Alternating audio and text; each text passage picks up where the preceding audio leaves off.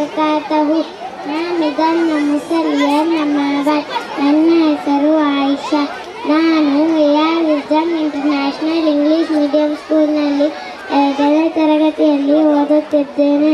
ನಾನು ಹೇಳುತ್ತಿರುವ ವಿಷಯ ಮೊಹಮ್ಮದ್ ಸಲ್ಲಲ್ಲಾಹು ಅಲೈಹಿ ವಸಲ್ಲಂ ಮತ್ತು ಮಕ್ಕಳು.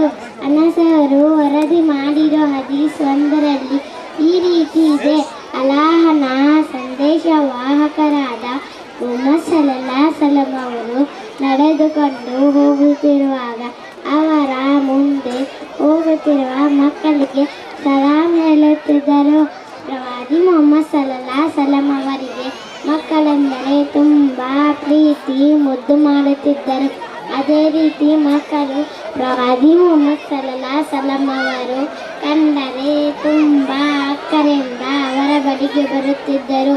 ಪ್ರವಾದಿ ಮೊಹಮ್ಮದ್ ಸಲ್ಲಲ್ಲಾಹು ಅಲೈಹಿ ವಸಲ್ಲಂ ಅವರು ನಮಾಜ್ ಮಾಡುತ್ತಿರುವಾಗ ಅವರ ಮೊಮ್ಮಕ್ಕಳು ಅವರ ಭುಜದ ಮೇಲೆ ಏರಿ ಕುಳಿತುಕೊಳ್ಳುತ್ತಿದ್ದರು.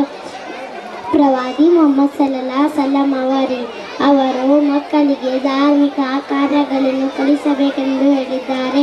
ಮಕ್ಕಳು 7ನೇ ವರ್ಷ ಆಗಿದವಾಗ ಅವರಿಗೆ ನಮಾಜ್ ಮಾಡಲು ಆದೇಶಿಸಬೇಕು. ಮಕ್ಕಳು 10ನೇ ವರ್ಷ ಆಗಿದವಾಗ ಅವರು ನಮಾಜ್ ಮಾಡದಿದ್ದರೆ ಅವರಿಗೆ ಹೊಡೆದು ಕಲಿಸಬೇಕೆಂದು ಹೇಳಿದ್ದಾರೆ.